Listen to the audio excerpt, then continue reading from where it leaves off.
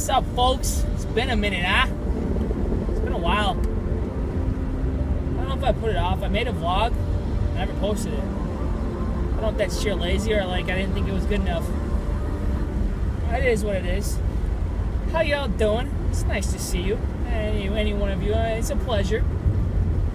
I got a topic to talk about tonight. Well, I went down today at work.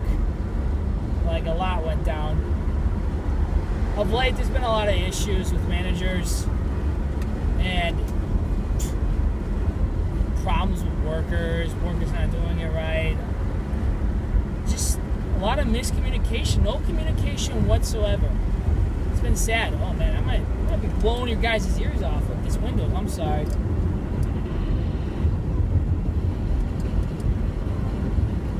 So,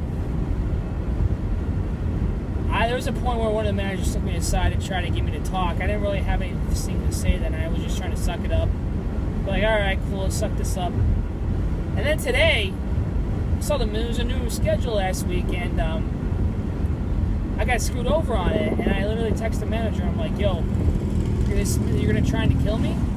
And he goes, try to get covered. So I'm like, whatever, fine.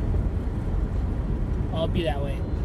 Today, they pretty much have me in a position where I'm not going to close, or I was supposed to close, and I'm not closing. And I'm like, I'm not closing. I told the manager this. So, I guess I had an attitude. I'm not going to lie and say like I didn't. I was irritated. And, boss, big man Gary, the GM, loved the guy to death. That business would be something else if he wasn't there. But essentially, he takes at me because of my attitude towards the manager. Because I don't know. I think it was the way Mike went across to him. I think that, maybe I'm saying too many names. Who knows? But anyway, he gets ticked off at me, and we're like talking. Not really talking. I'm in a defensive state because this tone of voice was ticking me off. I'm like, come on, you're better than this. Literally to the point where he said one last comment and said, I'm done. I'm quitting then. Right? I get up to go, and then I remember, because one of my my coworkers are there, they're like, jokingly said, I mean, it's a point though, they would leave if I were to quit. So I turned around and was like, oh yeah, I gotta remember, they said they would leave quit if I quit. And then we started walking next to each other, and then I don't know who started it, I think it was Gary. And then we actually had a conversation. And we actually talked about it, and I apologized, because I never wanted to pop off, I didn't want to have an attitude, even this one, I was like, I felt I was being defensive, I defended myself clearly, I stated my mind, and he finally understood me. And he understood that I actually cared. And all this was because I cared, and I was just like sick of taking so much crap from everybody. Because I'm a sponge when it comes to me taking crap. Because I'll do it continuously without really much complaining. It's just annoying. And it hurts him. Because I can help him solve the issue if I talk in the first place. Moral of the story is talk. Communicate. And I needed to learn on that. Because it's new. It's like I always had another manager that I could come to, that I trusted, and that I was in his pocket or he was in my pocket, where like we were working together for stuff, so I could talk to him and get his advice. And then I didn't have that. Like, all the managers are like stuck in a world, they're all rookies. And so racist Viper. Racist Viper.